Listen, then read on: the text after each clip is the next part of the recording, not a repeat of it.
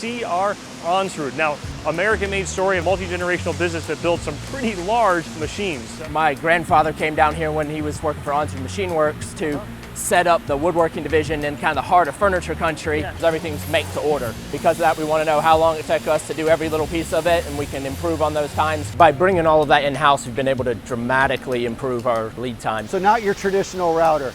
Good morning, folks. We are here outside of Charlotte, North Carolina at CR Onsrud. Now, American-made story about how they've had a multi-generational business that builds some pretty cool, pretty large machines. So I'm here with Jeff Onsrud and Ken Stissel. So we're in our fab shop where we build our frames and other sheet metal components for our enclosures, electrical cabinets, safety bars, as well as the frames and bridges and stuff like that. So. And is that how you would describe it? You make routers? Routers and machining centers. Machining centers, okay. So several different models that cut anything from wood, metal, like aluminum, lots of composites and plastics. Usually you need a high RPM spindle to cut a lot of those composite materials as well. So what are your spindle ranges? 500 up to 24,000 plus RPM. Yeah. So here's a variety of some of our frames. This is the bridge. This is one of our gantry. This is the bed. Oh my God. And then another different frame here. Holy cow. And vertical columns. This comes into you as plate, and then you're doing, welding so we've got these the together? steel bar here, which we'll show you in just a little bit. Okay. And then the plate steel. And we weld it all together, machine it, paint it, assemble it. Coming from the machine tool world, I think of routers as being flimsy, but no, this is thick plate steel. That weighs thousands of pounds. Oh yeah. That's cool. Yeah, CR Onsrud is a little bit different when it comes to routers. So that's what I thought. I come from the machine tool world, and when I came to Onsrud, I was like, oh, this is not the traditional router that I thought of before. Got it. So. When they first reached out and said, hey, you want to come film a tour, you go look them up on YouTube, and one of the first things that I saw that made me think, okay, I will totally come down here is this clip, which is I'm going to guess like a 12-inch diameter saw blade just ripping through aluminum. That's not something you see every day. Yeah, so actually we've done 36-inch diameter saw blades through aluminum and 42 through 6 wood, foam, and wood. It's incredible. So it's some interesting stuff. Yeah. All of our electrical cabinets actually go up on the machine, so you don't have an external box or anything like that taking up room. Yep. So that's what you see here. Some enclosure pieces, some doors, windows. Everything we do here, we track in our ERP system, so you can see the barcode. They can basically scan in, scan out of all the jobs, so we can track everything down to the specific machine, because what we do here is everything's make to order. So because of that, we want to know how long it took us to do every little piece of it, and we can improve on those times constantly and adjust, and we can track materials, and the ERP system says, hey, you're running low on this or that, reorder it automatically with short horizon days, min-max levels, all that kind of stuff. So we really can track it all the way granular.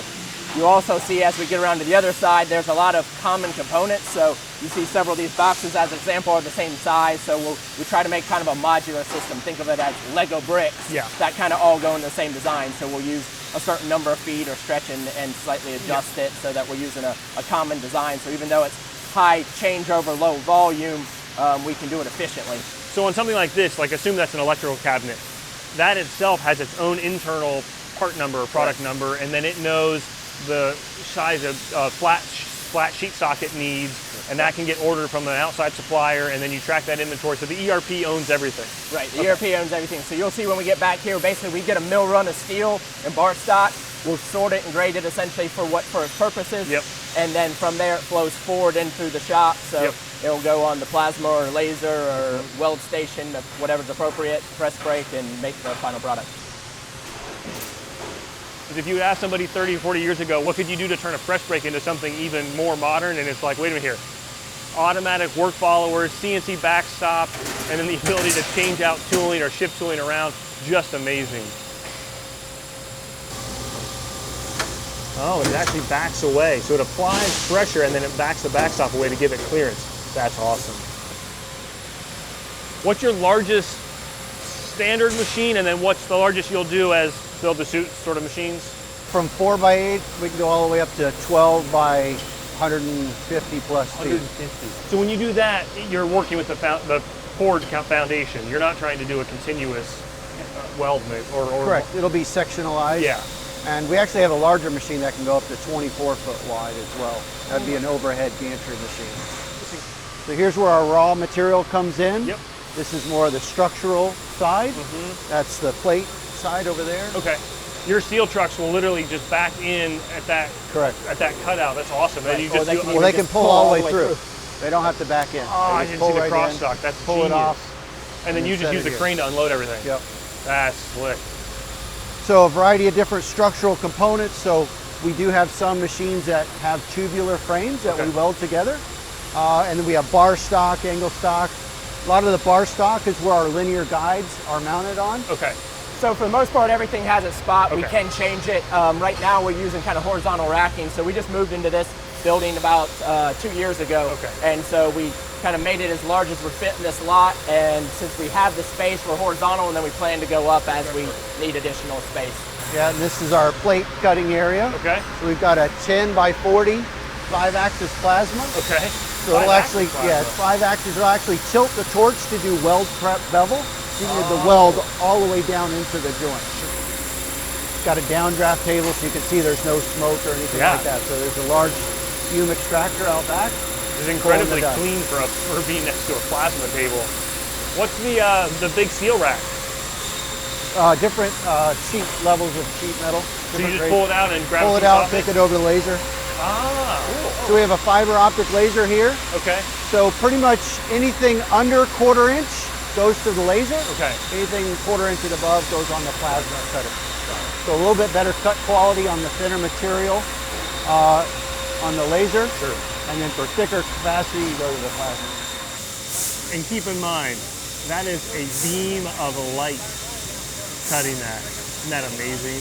One other thing you'll notice is kind of everything's geared at high production. So in this case, we got pendulum process, so we can cut one sheet on one side while we're loading and unloading on the other side. Okay. Or for those long parts that Ken was talking about earlier, we can run them on the plasma. Yeah. And then you see the same thing with the laser. We've got twin shuttle tables, so one table's in cutting while the other table's being loaded or unloaded. Oh. And then we echo the same thing in our actual machines we build, where they're all geared at high production, where you can have double length pendulum process machines, shuttle table machines, things like that. So it's all geared at high volume, if and when needed.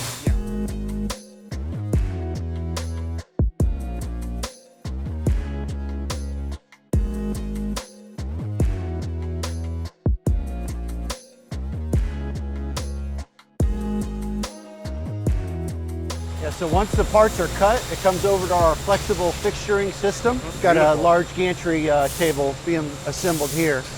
But you can see the variety of fixtures that they're using, clamps, washers, and all that. They're all color coded. So there's a card over there with different color washers.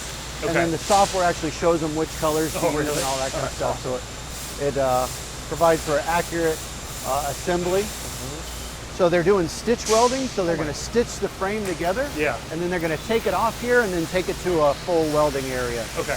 Just so that we can get it off this fixture and get to the next frame as quick as So you possible. tack it into place. Correct. Tack it into place, take it over there and finish it up.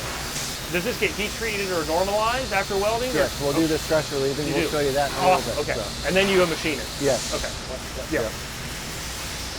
Awesome. And can these slide along that? Yep, the rails Look move. over here, we've got them separated out to do smaller parts. Over here, we've got a larger part. That's incredible. So that's the whole idea is the flexible fixturing. Because of the variety of what we do, we have to be able to change over very quickly and move on to the next part. But you can maintain those as coplanar surfaces regardless of where you're moving them in that. That's really And then, nice. like Ken said, the pieces and parts as they go together, we actually design it in CAD to say, here's exactly what you need, color-coded, so the guys can very quickly put it together and change over. Yeah. The more consistent the weld, the straighter it is, then when we get to the heat treat and to the machining side of things, then we're already that much straighter. Yeah. This is the base of our hybrid mill.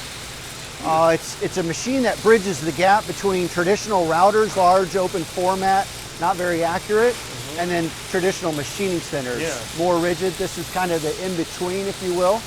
This will have twin 6 foot by 6 foot tables, fully enclosed, flood coolant through the spindle coolant, chip augers, chip conveyors, and a 5-axis head in there.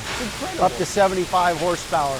75 horsepower? Yeah. So not your traditional router. No, not at all. I mean, you can see when you start looking at the size of the plate and the material, You know, this is maybe probably over 10,000 pounds just in the base alone. So this is in that stitched up state, but not fully, Correct. not fully welded. Got Yeah, it. well, I think they're welding one over there. We'll go check it out. So this machine will be at IMTS, Okay. and then the other machine's going to one of our customers, our clients.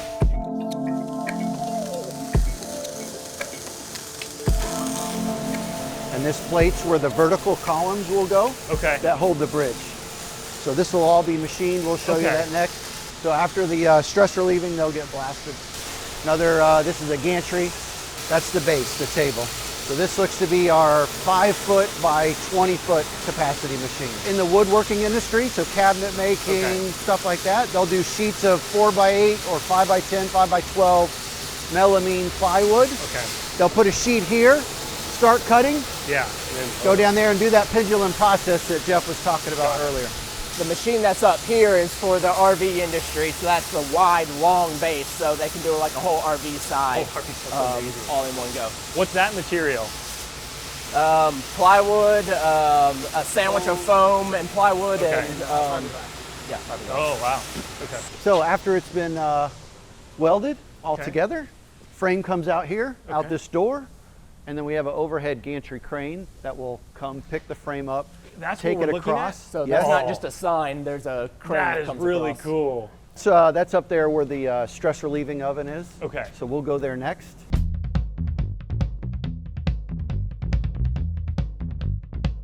So it's a pitch and catch system. So they'll take it up and send it halfway, and then they'll see it there, and then they'll pull it in the rest of the way. Oh, interesting.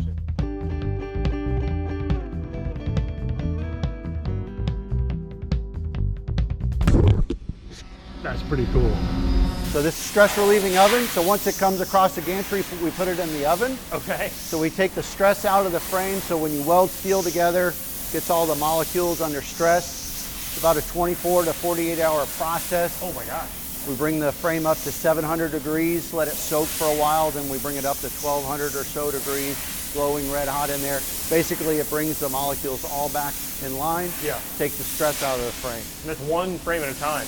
Well, we can put multiple frames in Oh, here. you We can can fill it in. Okay. So this has a slightly larger capacity than our big bridge mill. So anything that fits on our largest mill will definitely fit in here. Yeah. And yes, some of our smaller frames will stack inside here. Got it. Gas or electric? It's gas. So after it comes out of the oven, it looks all rusted and nasty like that. Oh, really? And then we take it into the media blast room, Oh, that's where what we that blast is. it down to the raw steel. That's cool. How long does that take? Depends on the complexity of the frame. Got it. But when it's done, it'll look like this over here, down to the raw steel. Yep. Now we're talking. Here we go. Here's the fun stuff. Yeah, now we're machining, talking. I right? feel much more comfortable now. So the frame components come into here. As you can see, they're in the raw iron, have not been machined yet. Then they go on the machines for machining for the linear rails, the ball screws, the tables. Got 3 different size machines here. Yeah. Do our bridges and smaller bases here. We do some of our rams and spindle plates and some columns on the middle machine. And then the large machine is where we do our big bridges and bases. We've always done some machining, some fabrication in-house, but we've done more and more and more in-sourcing. So as we've added buildings, so when we added this building in 2012, it was fabrication and machining. Oh, wow. So basically this little part we're in, we did just a little bit of fab, mostly outside, mostly machining. And then we've added more and more on in terms of machining. Obviously we want to get the fab, the heat out of the machine shop, improve our accuracies, keep the climate the same. And so we added on the fab shop and made this fully machining, added on more machines. Take a look. This is awesome. They were able to build this whole room around these 3 machines. Because you see, the machine is actually quite lower in the floor. And so you've got the work area happening at a much more convenient height. So when we brought all this in-house, we upped our accuracy, lowered all of our tolerances, because we'll take the little bit extra time to say, all right, you know what, it's to print, but I could get it better. And we're able to make our machines better for it.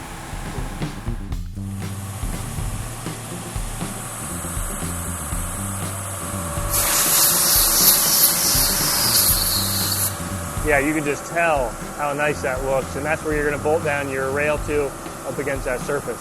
Beautiful.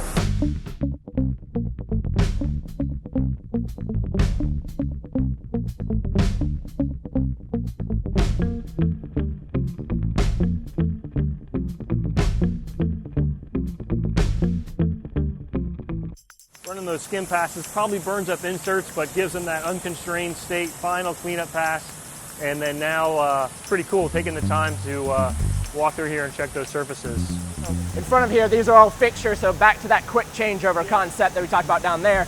With machines of this size, you can't have the multiple pallet that we have down there or you'll see over here, but what we do is we do fixtures that allow us to quickly locate all the parts. Okay. So again, that quick changeover, even though we do a large variety of parts. So these will bolt onto the T-slots of the table and then you can drop.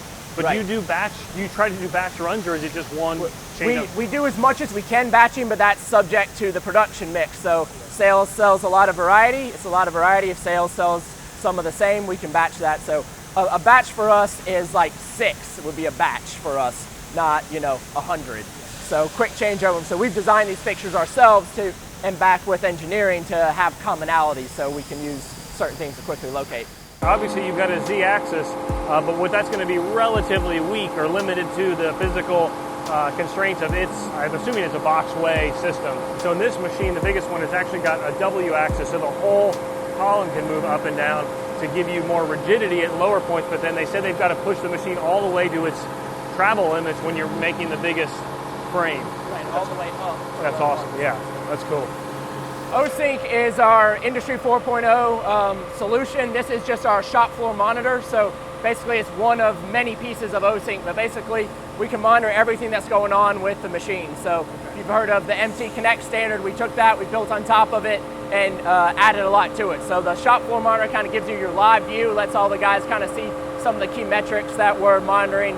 And so we can see what mode it's in, what programs are being run, some of the productivity metrics, on the machines that report them. So all the ones that are running FANUC, we also run FANUC ourselves, so we have a little deeper insights on those mills. The ones that run their own control system and a different MT Connect adapter, we get a little bit less data, but we can still report on it. We've got a phone app and a desktop app and a lot of cool stuff that lets you get real deep into the information that's going on for your machine shop. So basically we developed it to monitor our own machine shop, our own productivity. Our customers said, hey, that's pretty cool, I would like to monitor myself. And we said, hey, we can add some features. And since we're a manufacturer, we really kind of understand what you need to know. And then we take feedback also from our customers, because everybody runs their shop a little bit different, and we incorporate it all in there. Yeah, so we actually use our own machines to make some of our own components. So spindle plates, tool changers, tool changer brackets, miscellaneous stuff, vacuum tables. Yeah, so that part's being held by vacuum only. So yeah, the great thing about using vacuum is that you don't have to worry about clamps, right, to machine around or through by accident. So we hold as much as we can by vacuum. We'll go over the dual process technology in a little bit, but you can see there's actually 2 heads here. Okay. So before we got the big machining centers, we had steel spindle plates.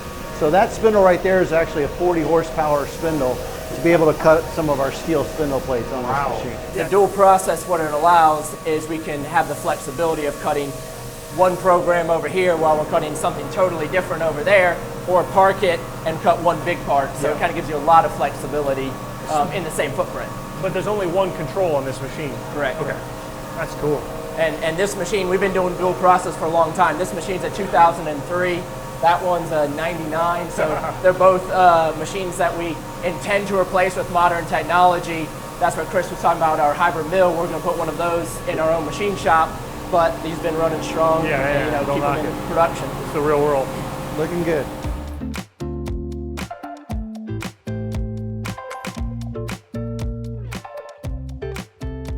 Yeah, so what Chris did was when he got here, this is what we were machining at. And so then he started doing testing to see how fast we can go. 21,000 RPMs with a 5-loop slotting? Yep.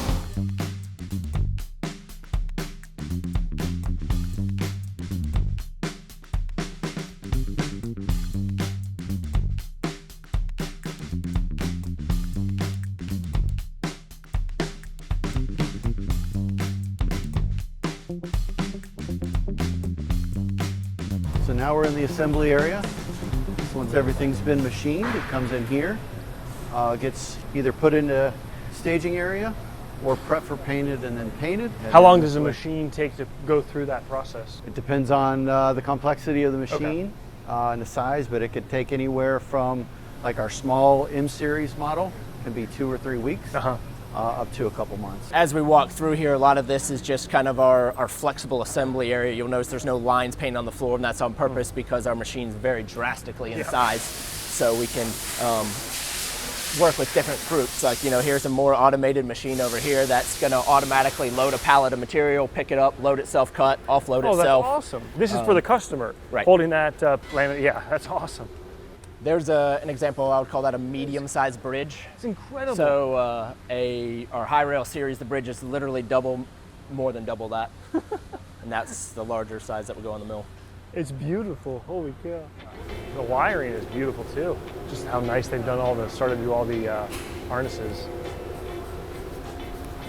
So we're a UL panel shop, so we build to UL, we can build to CE, things like that. So we've got a panel shop in a separate room.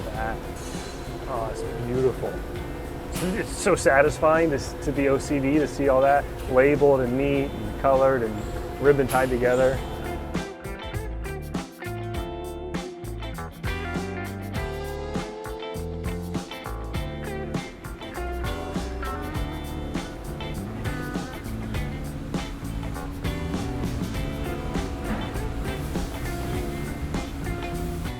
So here's a frame that's out of the machine shop. So we do a paint prep and then an actual paint and cure inside the booth in both sides. Yeah, so we actually have 2 styles of machines. We have what's called a fixed bridge moving table. So the table and material move, and then we have what's called a moving gantry machine where the table is stationary and the gantry moves. And they come in all different shapes and sizes. I'll give you kind of example.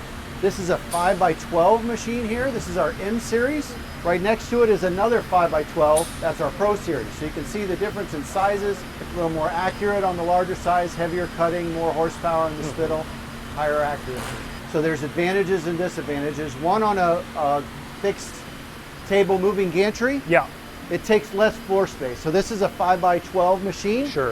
If it was a moving table, we'd have to move 24 feet. Got it. Just like those bridge mills behind us. Correct. Yeah. However, when it comes to speed and accuracy, everything's riding on these rails, and then you have that large mass of the gantry, so you don't have the acceleration as you do just moving the table and material. And then the fixed bridge is also a lot more rigid because it's a solid frame. Moving. Your direction comes from a linear, actually it looks like a, so this is a linear guide. Yep, linear guide. Yeah, that's a really nice linear rail. And then this is a helical rack. Got it. And then on our fixed bridge machines, we use ball script. Yeah, got it. So again, these 2 machines have the same capacities as far as 5x12, but you can see the difference in the bridges, columns, and then the base itself. Are there scales? Like the M series, there's no scales options, but on the Pro series or the E series and up, we do.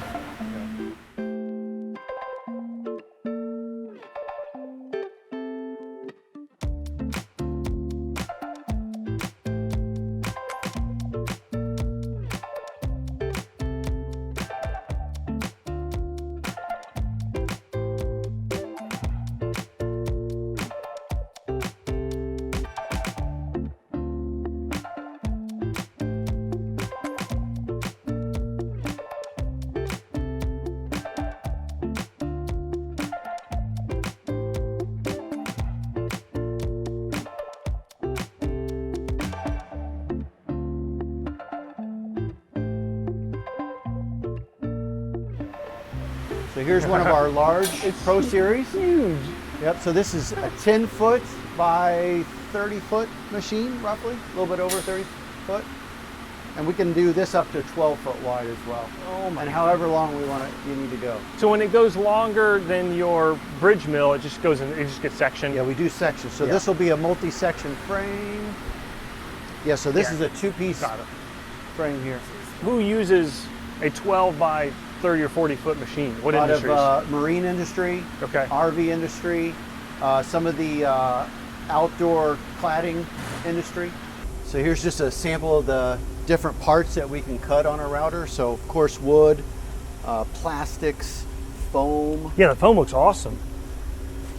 Yeah, we sell in a lot of application of packaging and transport, crating, that kind of stuff. Yep. Aluminum, even honeycomb for aerospace applications. Look at the wood chair rail. Yeah, that's awesome. The 5-axis. So that's a form cutter that's coming through here? Yes. That's cool. Exactly.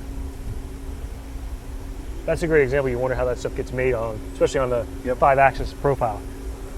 Corian countertops. Oh, interesting. Okay. Variety of different plastic materials, aluminum, as you saw earlier, acrylic, more plastic, carbon fiber, composites, more foam, and then even aerospace Look parts. Look at that. Holy cow.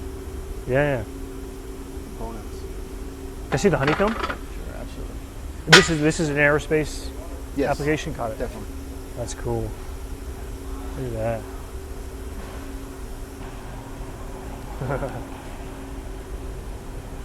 Look at a mold for a paddle?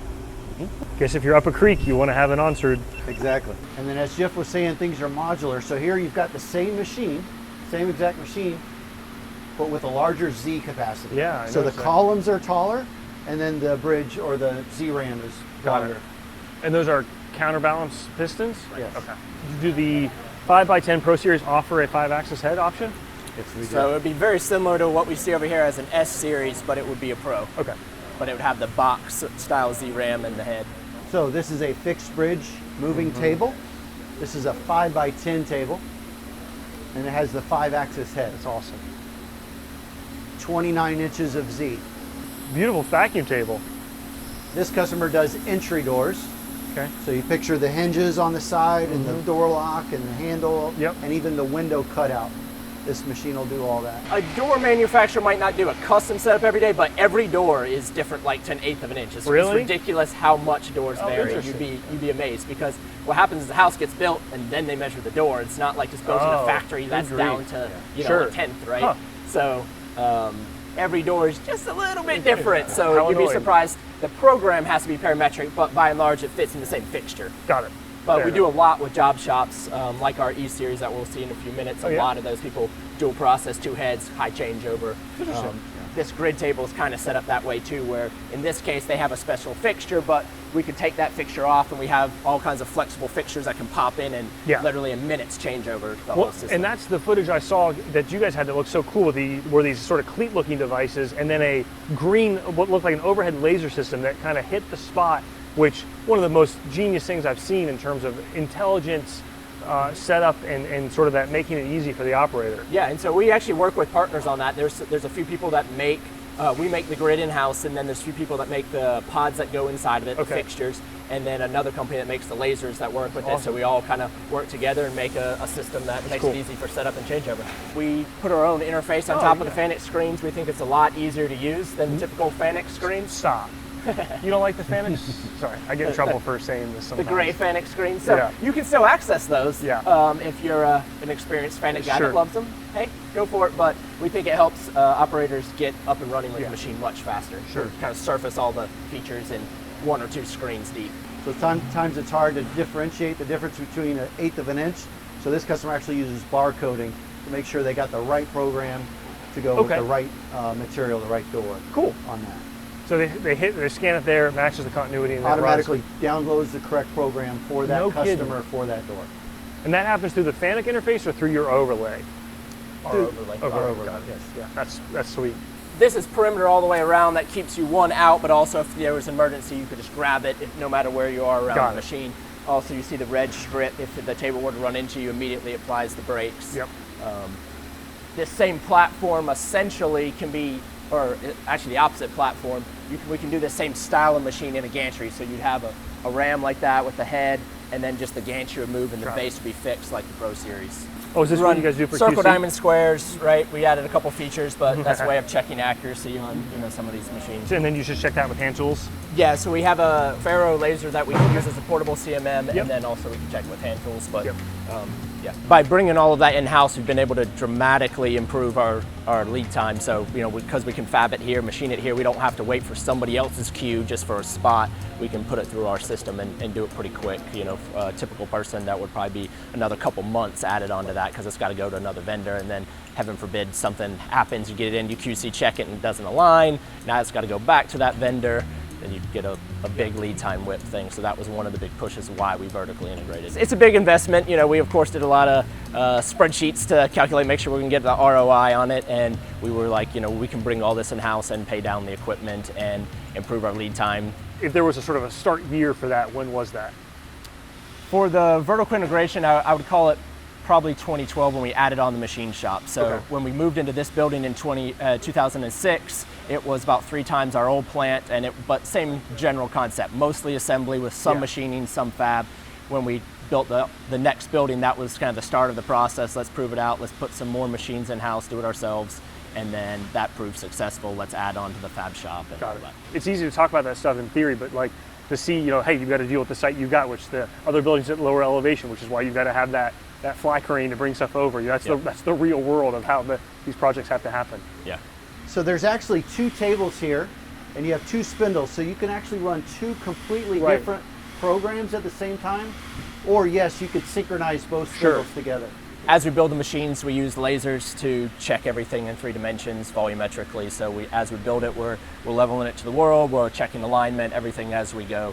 And then when we get on the customer site, we can do 3D volumetric compensation. So we can basically take the entire volume, dice it up into little tiny squares, and run a comp table on it so that it can actually improve the accuracy even beyond what we can achieve purely mechanical. The majority of our machines we actually make so they're rigid until themselves, so that you can just place it, level it, and good to go.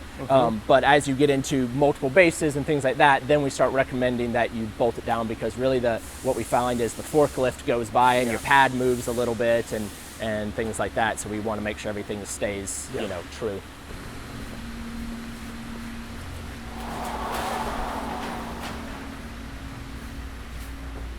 Parts department. So we have an ERP system that tracks and keeps track of inventory and all the parts. This is parts that get shipped to customers or just to use in assembly? It's both. Okay. So they're all combined. Okay. The ERP is keeping track of what we have available, what we need coming in the future. Spare spindles, fans, control components, cabling.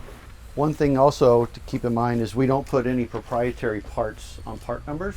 So that allows our customers to outsource if they need to. So if it's Friday afternoon and you need a part, you can probably get it locally yourself. We've got the parts here, as you can see, but we can get that as well. So everything's tracked with a bin number, and that's how the system keeps track. So, it'd be like a maze trying to find parts, right? So it says, hey, this bin, this aisle is exactly where you need to go get whatever part it is. And the commonality of parts, that's both reserve parts for our customers and for our manufacturing, allows us to say, okay, if there ever was a situation where we ran out of something, let's say several people bought the same thing and it didn't hit a typical path of reorder, then we can always have the ability to say, okay, hey, we can rob from production for a short period of time and replenish. That's awesome. Some of these parts are current manufactured parts, but we also have parts from our older machines, so some of our older style tool changes and stuff like that, so you can kind of see the progress of the tool changes. And then these are the staging carts for the new builds. Okay. So they'll pull parts, put them on the cart, and then take them to the bay for assembly. Cool.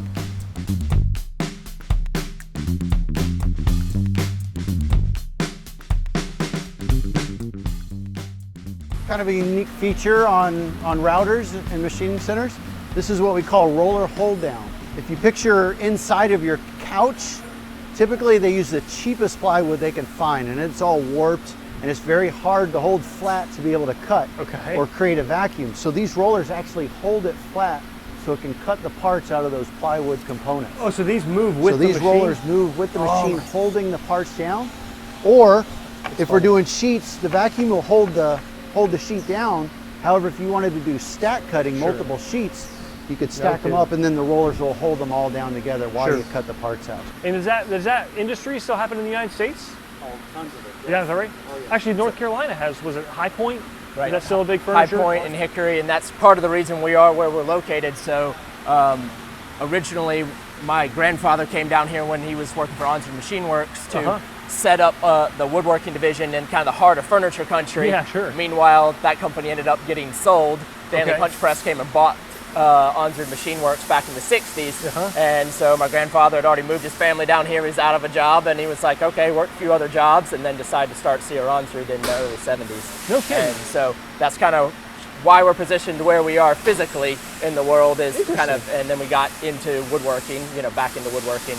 And so, yeah, a lot of the furniture guys use this, and some of them had offshored, but a lot of that's come back now because the customization, the lead time, you can't bring it in a container from China, plus of course quality issues and things like that. That's awesome. So, because I think of what little I know about the Onsrud brand, it's been a long American-made, so there is that name, but it's forked, or it's split. It has forks, yeah. So Onsrud Machine Works started in 1915. Then Onsrud Tooling, Onsrud Cutter, which now is LMT Onsrud. And that still exists? And that still exists. So LMT Group bought Onsrud Cutter, and then now, CR Onsrud. But the company that you now work for was only started in the, 50 years ago, in the 70s. Right. Okay, very cool.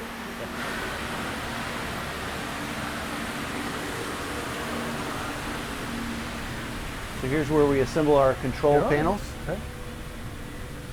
We are now Fanuc's largest North American CNC customer. Really? Yes, we are. So no kidding. Each panel is per serial number per machine. Okay. Assembled here in several bays. Yes, so panel assemblies are done here, and then once they hang the control box here, they can take that panel and just hang it right inside the cabinet, plug it in, and we're good to go.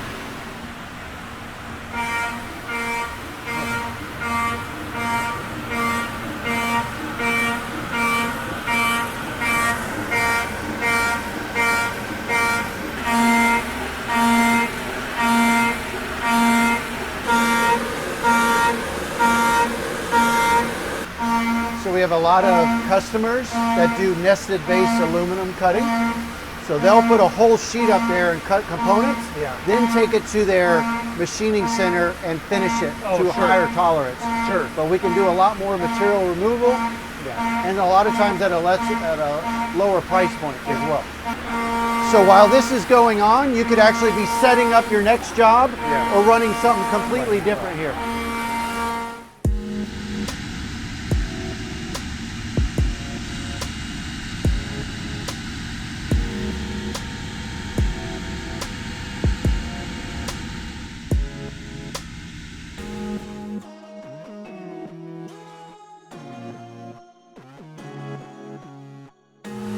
How soon are you going to try to replace the black machine with your new hybrid?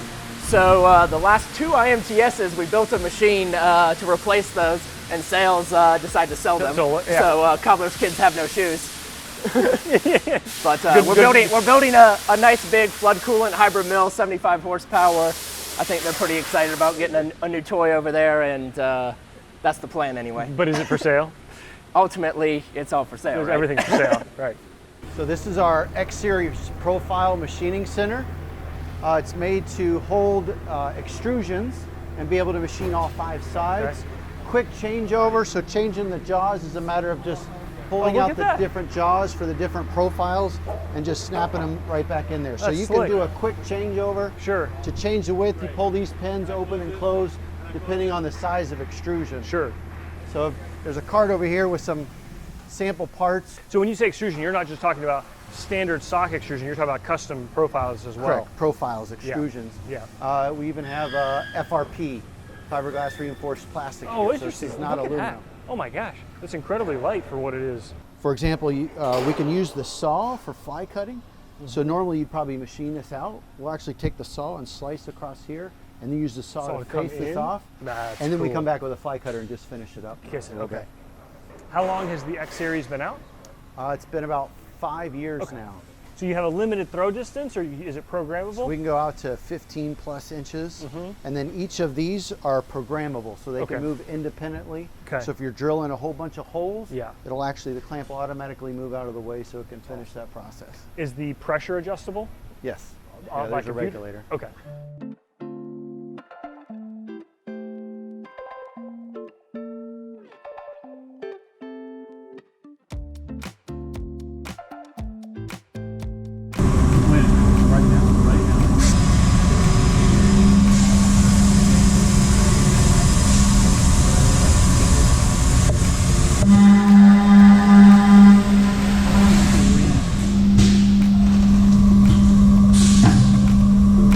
That's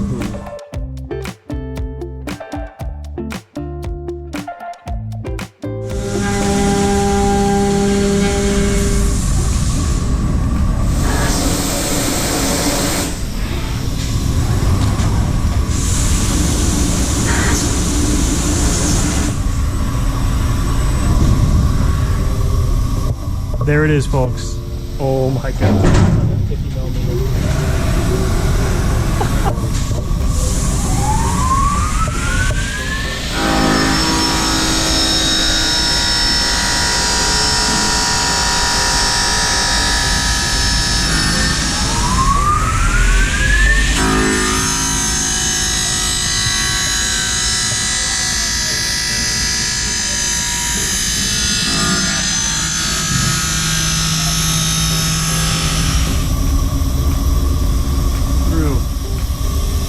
That's my hand.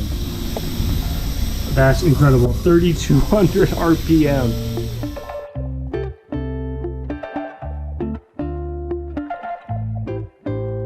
Sometimes I like to just stop here and take a little look at some of the random stuff that we've done. Probably not even a Hall of Fame, it's just some of the stuff that the engineers decided to put up that they thought was particularly interesting. A lot of these pictures have kind of been up for many years, but I'll start down here. It's incredible. Look at that. So that's a 100-foot long gantry, 10 feet wide, 2 gantries on there.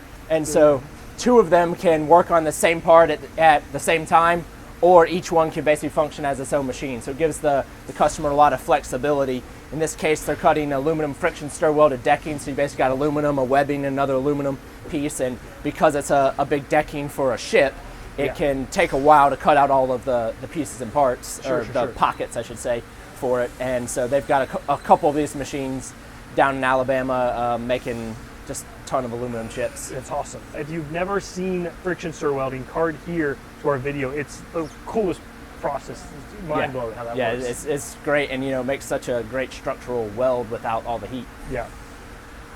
Here's another interesting application. This is what we call our high rail series, and so that's 20 feet between the walls for scale, about 7 feet from the bridge to the floor. And this particular one's a 42-inch saw blade, so about up to your chest, and then a 5-axis head. So this machine was made for cutting structural insulated panels, SIPs panels for short. And what happens is they roll a fixture in, and they cut out the miter joints, essentially the hip and valley joints for roof lines and walls and everything. And 2 guys can build a house in under a week, like a 4,000 square foot house. And its insulation is just incredible. So like in Virginia, I know of one that's a 4,000 square foot house that year round, their heating / cooling bill is $50 a month. So it goes together really fast, is very energy efficient. So it's a cool way of building it. We're doing a number of different styles of machines. We have that style machine for SIPs, or some large wide moving gantries that can also do the SIPs panels. It just depends on what size saw blade you need to accommodate. Why do you need the 42-inch? You need so the radius to cut through? So it depends on the thickness of those panels. Some of them are 6, some of them are 10 inches thick. And then by the time you cut the miter and put it on an angle, to be able to get through it all. Miter angle. Right. We also did a similar one, basically same machine, but instead a 36-inch saw blade, and they're cutting aluminum. So a big aluminum supplier for their clients that want to cut big, thick aluminum, 36-inch saw blade cutting through aluminum, big 50 horsepower, or is it 70 horsepower head? 50 horsepower head turning that saw blade. Here's another high rail, just while we're on the high rail thread. So this one was an interesting customer that we can say their name, Georgia Iron Works. Okay. So they actually wanted their name on the machine, and so we put their name on it. And this is a 16-foot square bed, and so they do giant pumps. So the islands off of Dubai, as an example. So they make the pump that pumps that water and sand mix, and so the rocks just destroy the impellers. And they got a great impeller business, and their pattern shop has one of our machines to make all the castings. Sure, that's awesome. And so another interesting one is this 6-head machine. So we've done a number of those machines. So any number of those heads can drop. So you can drop 1 head, you can drop 4 heads, 6 heads, and cut as many parts as you want. Cut on one table while you're loading and unloading on the other table, and pendulum process. One of our customers that has a couple of those machines, they're doing 290,000 parts a month on that. God. They're just pumping out the parts. It's pretty cool. Another interesting machine, we do a lot of in-feed, out-feed machines. So this is more common in the woodworking industry, but you'll load a whole bunk of material on the back. We'll apply labels to the material. It will then automatically load itself, cut out all the parts, offload itself onto a conveyor belt, and then the guy stands at the end and basically sorts, catches parts, or you can even put a robot at the end to do the same thing. Awesome. Those are just some earlier prototypes of the X Series and the Cube Series. Yep. That we talked about earlier, and this was a previous version of our compact high rail and a previous version of our hybrid mill that we're actually going to go in here, and we'll let engineering show you the current iteration. We haven't seen a hybrid mill today yet. We haven't seen one on the floor yet. They'll be in probably about a month. We'll start the IMTS machines, so you'll see it hitting the floor. Sweet. So everything's designed here in-house. Multiple engineers in here doing a variety of projects and tasks. This is the hybrid mill that Jeff was talking about. That's going to be at the IMTS show. Wow. The whole thing. We're bringing a whole machine? Oh, the whole machine. Wow. It's got 2 tables in it. Each table is 6 foot by 6 foot. Oh my God. 24 position tool changer. Full 5-axis, 75 horsepower. Oh my. This is now. So did we see some of the castings for this already? Yeah, that was the base we talked about earlier. Yeah. Wow. That is cool. And we call it the hybrid mill because it bridges that gap between a traditional router and a full machining center. Got it. So you get the high-speed large envelope from a router, high RPM, and then you get better accuracy closer to machining centers. It's impressive that you've got that whole model open in Inventor. You've got a good CAD computer. Plus a couple other models. Oh, yeah. So there's Look at that. fully automation system. Look at that. That was the one that we just saw on the floor. Oh yeah, right here. The Okay, same one. Yeah. So, awesome. So the bunker material will be set here. Yeah. It'll come into here, get picked up by the loader, set on the table, cut out, and then offloaded here. That's awesome. Yeah, so there's the cube. We flew the cube frame up earlier today. Oh yeah, okay. Yeah, so this is section view. Cool. So this has 2 tool changers. So there's one that travels along with the bridge, and then there's a fixed tool changer over here for more capacity.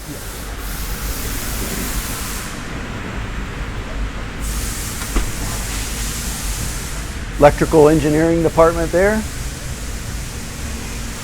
They calculate all the voltages and amperages needed to run the machine. Production management.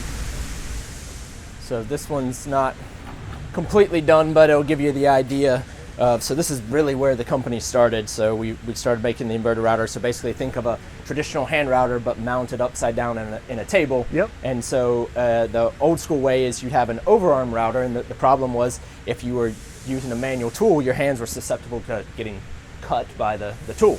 So the invention that basically started this was the inverted router, and this is where the router motor actually comes up via foot pedal. The cutting tool will be coming up this way, so now you have your material here, a template here, and you're basically tracing the template, so you're basically copying what there is. There's typically a big table here, but in this case there's... and you hold the foot pedal down while you're... In this case, you hold the foot pedal to hold the motor up. Yeah. In the larger series, that there's one being rebuilt, but this one, when it would be done, there's a pneumatic, so it holds it up, and it's a larger motor and things like that. So this is kind of the intro level, that's kind of a medium level, and there's one level larger. And you're still making these? Right, yes, so we still make these. A ton of these actually will be sitting next to the CNC router for a secondary operation. So somebody, instead of flipping it over and reintroducing and having to probe or mechanically realign it, you can just throw it up on an inverter router and do a secondary operation very quickly. Yeah. And then we have some customers, like Built Guitars as an example, that have a whole cell. They'll have 3 or 4 of these, and they'll do it all by hand. Yeah. Yeah, assuming the price point's much significantly more. So this would be a table, for instance, that would go on top of the inverter router. And so actually, the inverter router is what got us into CNC. We were trying to machine this phenolic table with a plastic top, and so I love that. My father and his brother, that both work here, they designed a CNC for ourselves back in the 90s, and so they said, let's do that, and all of our distributors were going, hey, what's that over there? Can we sell that? I love it. I love it. We like those inverter routers, but everybody's going CNC, and we're like, no. And then after a year or two, we're like, okay. Wait a minute. I love hearing how things organically just happen. Like you build something you need for yourself, and then you realize, wait a minute, this is. I mean, you still make those, but this is what the market wants. Right. It's awesome. Well, folks, I really want to thank Onsrud for letting us come down here, film, see the shop, see how it's made. Appreciate it, Jeff. Thank you very much. Yeah, appreciate you taking the time to come out. Hope you folks learned something. Hope you enjoyed. Take care. See you soon.